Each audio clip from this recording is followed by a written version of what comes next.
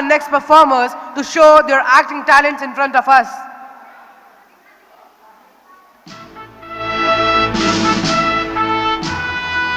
Many centuries ago, when Scotland was ruled by the gentle King Duncan, there was a rebellion against him, led by the Thane of Cawdor.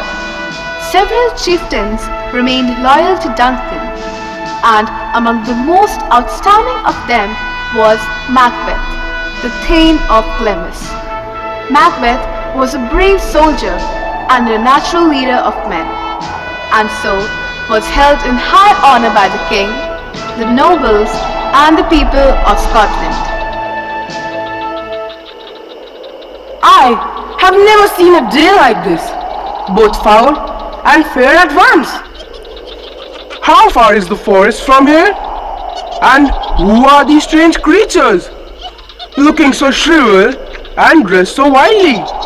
They do not look like the inhabitants of this earth. And yet, we find them here. Are you alive? Will you answer me if I put any questions to you?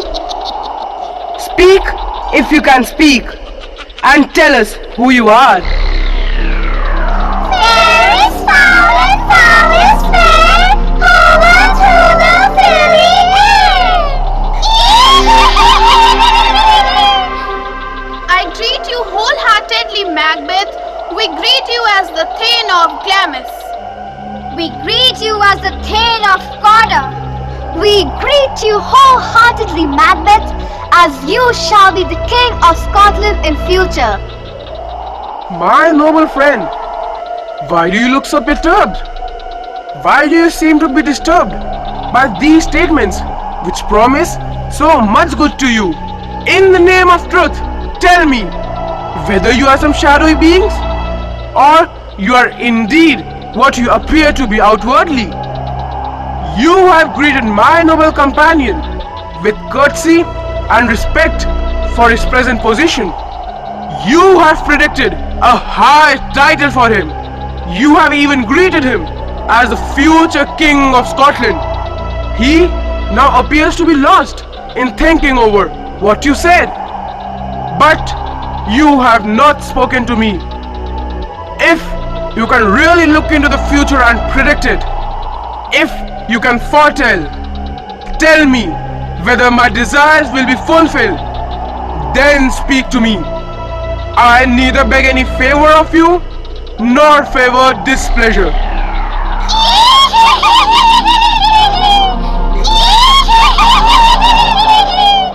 Hail! I greet you. You will not be as great as Macbeth, yet you will be greater than him. Hail! I greet you. You will not be as fortunate as Macbeth, yet you will be more fortunate than him. Hail! I greet you. You will be the father of kings, though you will not be a king yourself. So, we greet you both wholeheartedly. Wait, you have not spoken completely. Tell me something more. I know that after the death of my father Sinul, I am the Thane of Glamis. But how can I be the Thane of Cawdor while he is still alive? It is impossible for me to believe that I should ever become the king. Tell me from where you got this strange information. I earnestly call upon you to speak.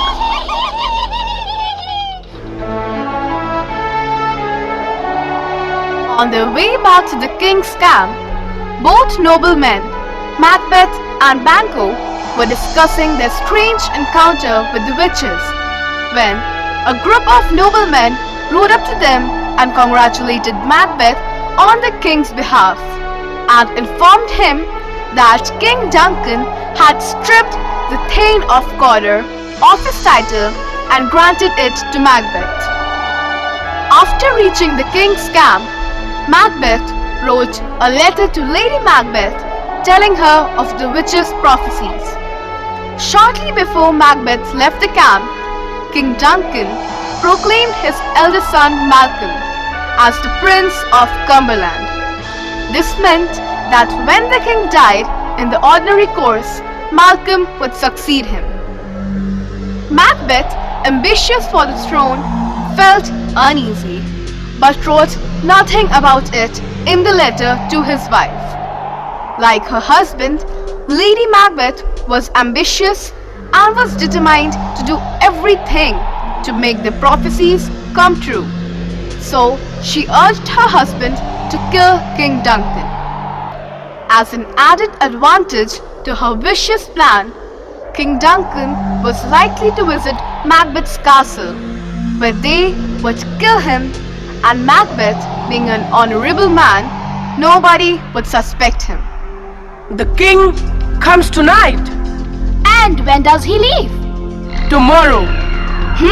Tomorrow. Tomorrow, you must greet the king with great show of affection. And then, you will leave the rest of the business to me. Duncan is supposed to meet his death tonight. King Duncan arrives with his sons and other attendants. This castle has a very pleasant location. The fresh and sweet air of this place is very soothing to our hearts and minds. Here comes our noble hostess. All our services, even if multiplied manifold, would be weak and inadequate for the numerous great honors your Majesty has bestowed our family. Where is the Thane of Cawdor? We followed him close at heels and intended to be ahead of him. But he is a fast rider. But in this case, love has acted like a spur and enabled him to reach home before us.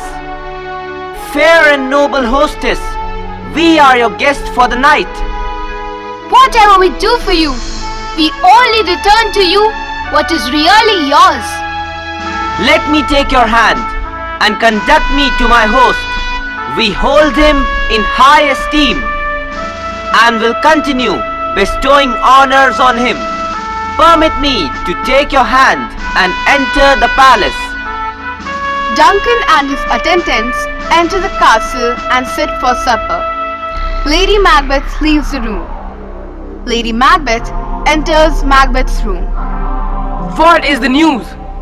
He has almost finished his supper. Why have you left the chamber? Has he inquired about me? Don't you know? He has. We shall not go any further in this wicked business of killing Duncan. Lately, he has conferred great honors on me. Besides, I have won the good opinion of all kinds of people, which I would like to keep fresh and shining and not throw away so soon. Despite Macbeth's dilemma of whether he should go further with the wicked plan or not, Lady Macbeth was determined to kill King Duncan. And so, she influenced Macbeth to kill the king and attain the highest glory, being the king himself.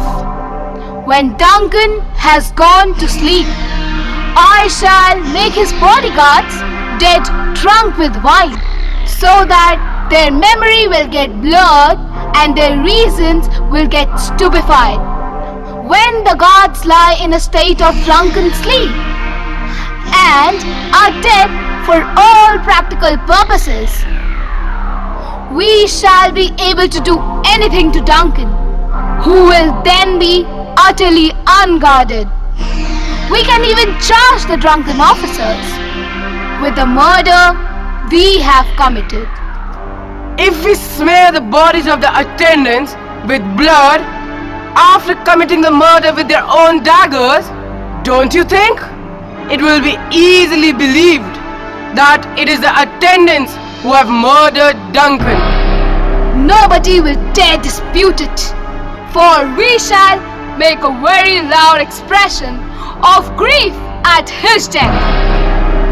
I I have made up my mind now, and I shall employ all my powers to the committing of this horrible deed. Let us go now and put on the most smiling appearance and deceive others with a happy face. Ring the bell when the time is apt. I can see something. Is it a dagger? It's there in front of my eyes. I can see it, but I can't take it in my hands. What's happening? Am I imagining things? It is the bloody deed I propose to do that takes the shape of dagger before my eyes. While I waste my time in idle threats, Duncan continues to be alive. Let me go. It will soon be over. The bell calls upon me to do the deed. May you not hear the bell, Duncan, for it's the death bell which calls you to heaven or hell.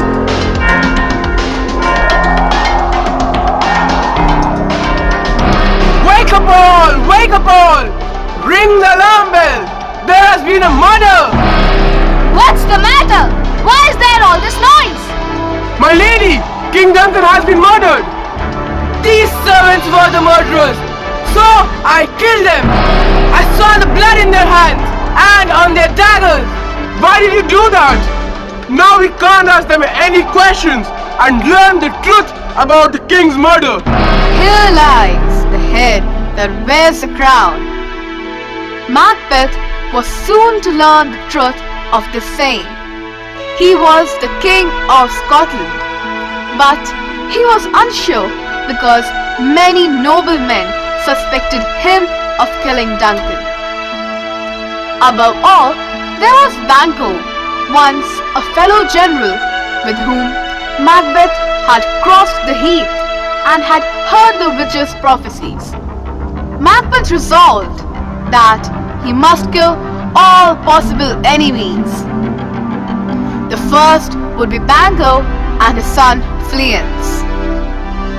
For Macbeth felt that the torment he had gone through in killing Duncan was hardly worth in it. The throne should pass to the descendant of Banquo.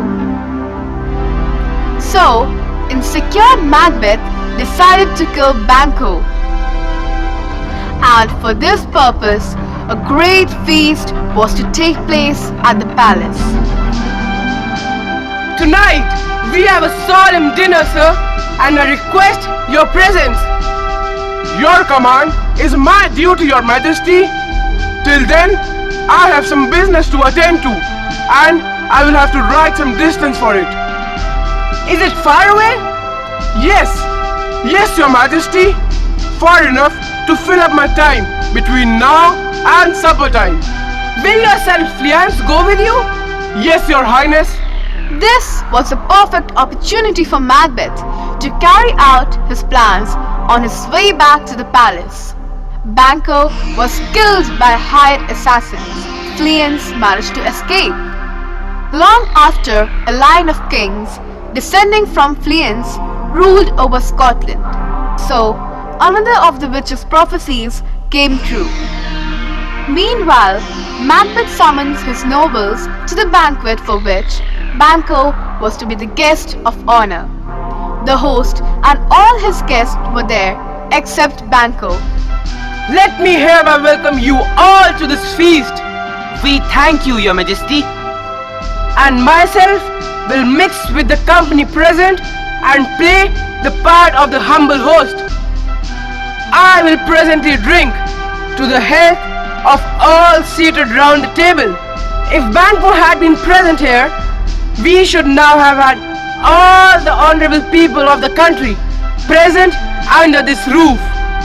I hope I'll have to chide him for his unkindness rather than pity him for any mishap. He is to be blamed for his absence, sir, for he had promised to come. May it please Your Majesty to give us the honor of your company as king. The table is full. Here is a seat reserved for you, sir. Where? Here, my lord. What is it that bothers you, Your Majesty? Which one of you has played this trick? What do you mean, Your Majesty? You can't say that I have done it. Gentlemen, His Majesty is not well. Keep sitting, gentlemen. My husband is often subject to such fits. Yes, I'm not such a coward, since I had the courage to look at that sight which might terrify you all. Rubbish! It's nothing but illusion, conjured by your fear. These fits of passion are only an initiation of true fear. Your Majesty, your guests are waiting for you. Oh, I'm sorry. I almost forgot them. My worthy friends, I'm subject to some strange fits. Fill my cup to the full. Let us drink to the health and happiness of all the guests gathered here. Go away and get out of my sight. Let the earth cover you. There is no matter in your bones, and your blood is cold.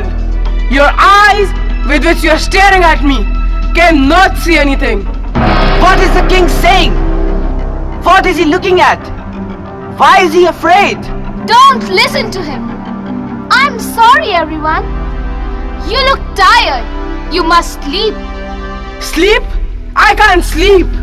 I'm not happy. Everything is going wrong. Through these violent acts, Macbeth and his wife had made enemies of the nobles and soldiers. Many had abandoned them and left. The atmosphere filled with enmity and terror. But Lady Macbeth appeared to be completely in control of herself. During the day, she went about her business calmly.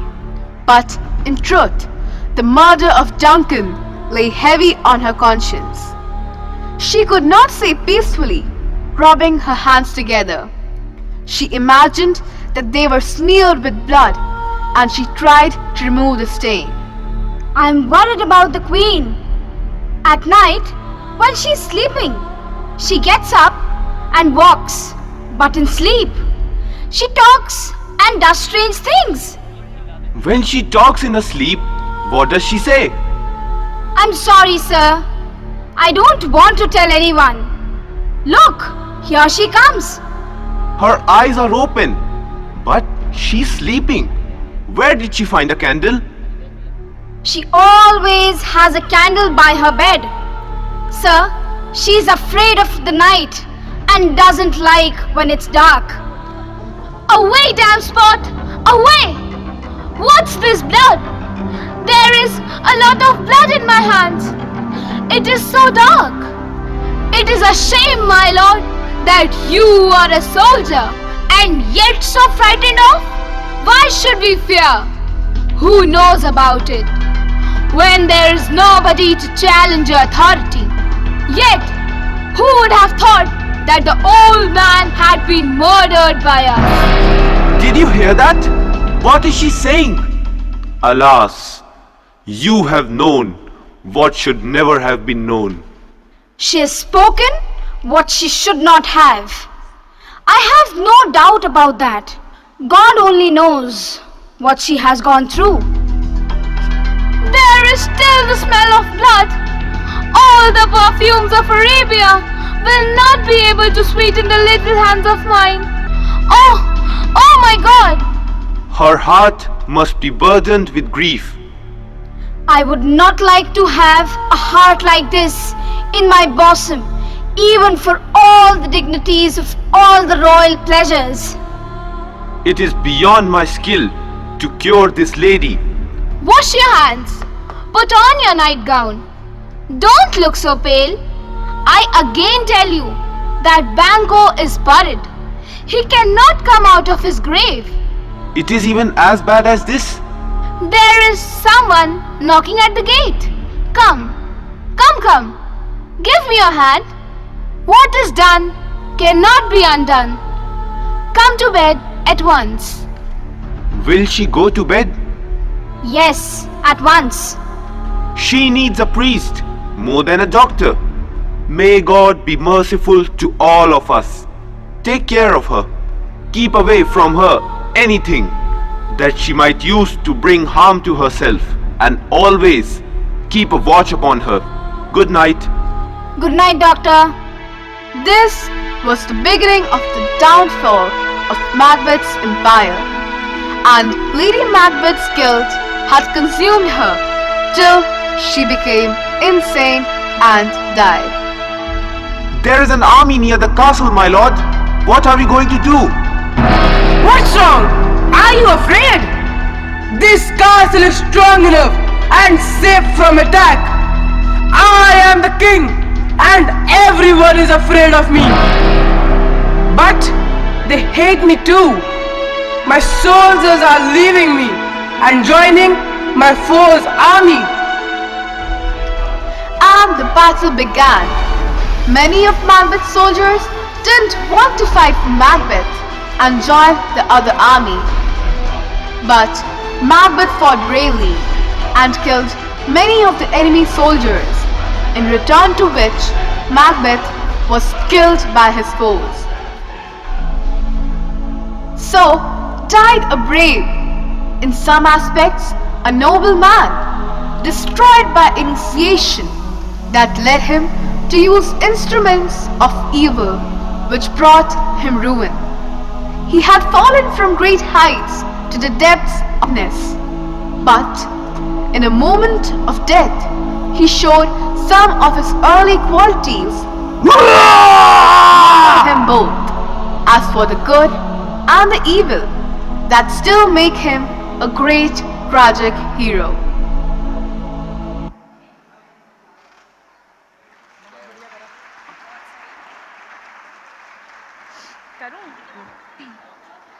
What a